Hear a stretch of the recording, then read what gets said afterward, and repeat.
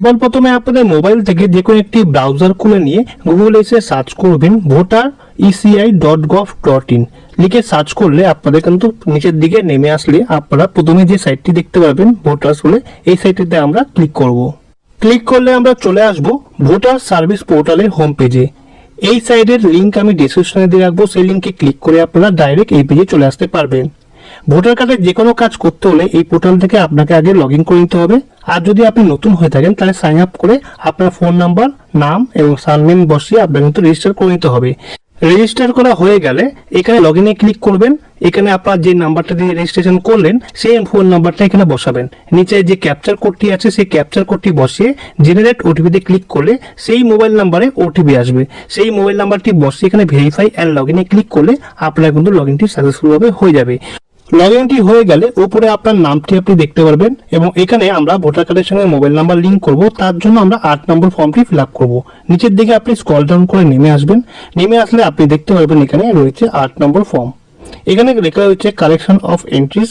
এখানে 8 নম্বর ফর্মের জায়গায় আমরা ক্লিক করব। ক্লিক করলে আমরা পরের পেজে চলে আসব।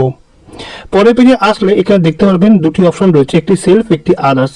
আপনার যদি নিজের হয় তাহলে আপনি সেলফ করবেন, আপনার যদি বাড়ির অন্য কারোর হয় তাহলে আদার্সে ক্লিক করবেন। আমরা যেহেতু সেলফ তাই সেলফে ক্লিক করলাম।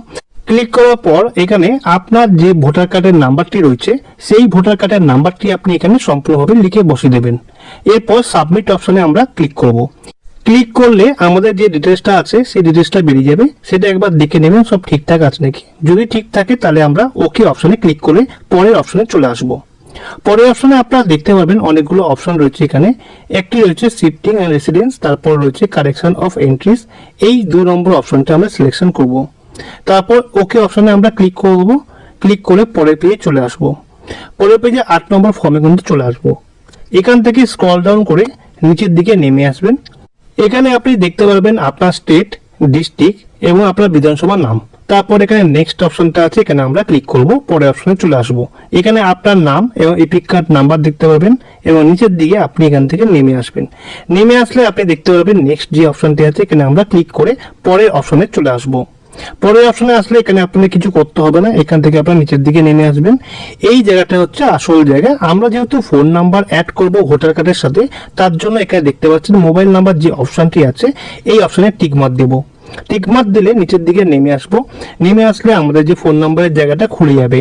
এখানে আপনার আধার কার্ডের নাম্বারটি যেটা লিঙ্ক রয়েছে যে ফোন নাম্বারের সাথে সেই ফোন নাম্বারটাই কিন্তু এখানে বসাবেন। বসানো হয়ে গেলে নেক্সট যে অপশনটি আছে নেক্সটে আমরা ক্লিক করে পরের অপশনে আমরা চলে আসব। এখানে আপনারা দেখতে পারবেন ডিক্লারেশন, যেই তারিখে অ্যাপ্লাই করছেন সেই ডেটটা কিন্তু দেখতে পারবেন এবং নিচে প্লেস আছে আপনার জায়গার নাম বা আপনার এলাকার নাম অথবা আপনার শহরের নাম কিন্তু আপনি বসিয়ে দিতে পারেন। তারপর নেক্সট যে অপশনটি আছে এই নেক্সটে আমরা ক্লিক করব। নেক্সটে ক্লিক করলে পরের অপশনটি খুলে যাবে। এখানে কিন্তু আপনি দেখতে পারবেন ই সাবমিশন। এখানে যে ক্যাপচার কোডটি দিচ্ছেন এই ক্যাপচার কোডটি আপনাকে এখানে বসাতে হবে। বসিয়ে সেন্ড ওটিপিতে আমরা ক্লিক করলে আপনার মোবাইল নাম্বারে যেটা দিয়েছেন সেটা কিন্তু এখানে দেখতে পারবেন। সেই নাম্বারে ওটিপি যাবে, সেই ওটিপিটা এখানে বসাতে হবে। বসানো হয়ে গেলে প্রিভিউ অ্যান্ড সাবমিটে আমরা ক্লিক করব। ক্লিক করলে পরে পেয়ে চলে আসবো। এখান থেকে আপনার প্রিভিউটা আপনি দেখে নেবেন সম্পূর্ণটা। সব ঠিকঠাক থাকলে আপনি নিচের দিকে নেমে আসবেন। এখানে দেখতে পারবেন ই সাইন অ্যান্ড সাবমিট, এই অপশনটা ক্লিক করবেন। ক্লিক করলে এখানে পপ আপ আসবে, আপনার ইয়েস অপশনে ক্লিক করে দেবেন। ইয়েস অপশনে ক্লিক করলে এখানে কিছুক্ষণ দাঁড়াতে হয়, এটি একটু ঘোরে। এখানে রিফ্রেশ বা ব্যাক করবেন না, এখানে একটু দাঁড়ালেই কিন্তু আপনাকে অটোমেটিক আধার অথেন্টিকেট পেজে নিয়ে চলে আসবে। এখান থেকে আপনি একটু স্ক্রল ডাউন করে নামলে এখানে আপনি দেখতে পারবেন enter your Aadhaar card number. আপনার আধার কার্ড নাম্বারটি বসিয়ে দেবেন। গেট ওটিপিতে ক্লিক করলে আপনার আধার কার্ডের সঙ্গে যে মোবাইল নাম্বারটি লিঙ্ক রয়েছে সেই নাম্বারে ওটিপি যাবে। সেই ওটিপিটা আপনারা এখানে বসিয়ে দেবেন। বসলে এখানে অটোমেটিক টিকমার্কটি নিয়ে নেবে। নিচের দিকে নেমে আসলে সাবমিট যে অপশনটি আছে সাবমিটে আমরা ক্লিক করব। ক্লিক করলে আপনাদের কিছুক্ষণ দাঁড়াতে হবে, দাঁড়ালে কিন্তু আপনার সাবমিটটি সাকসেসফুলভাবে হয়ে যাবে। আপনারা দেখতে পাচ্ছেন এখানে একটি অ্যাকনোলেজমেন্ট নাম্বার জেনারেট হয়ে গেছে। এই নাম্বারটা আপনারা লিখে রাখবেন বা ডাউনলোড অ্যাকনোলেজমেন্টে ক্লিক করে আপনারা অ্যাকনোলেজমেন্টটি ডাউনলোড করে নেবেন। এরপর 30 মিনিট থেকে 1 ঘন্টা পর আপনারা ভোটার সার্ভিস পোর্টালে আবার চলে আসবেন, লগ ইন করে নেবেন। তারপর নিচের দিকে নেমে আসলে আপনারা দেখতে পারবেন ডাউনলোডে যে অপশনটি আছে ডাউনলোডে আমরা ক্লিক করব। ক্লিক করলে পরে পেয়ে চলে আসবো।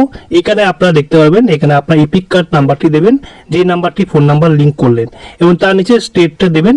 স্টেট দেওয়ার পর আপনারা এখানে সার্চে ক্লিক করবেন।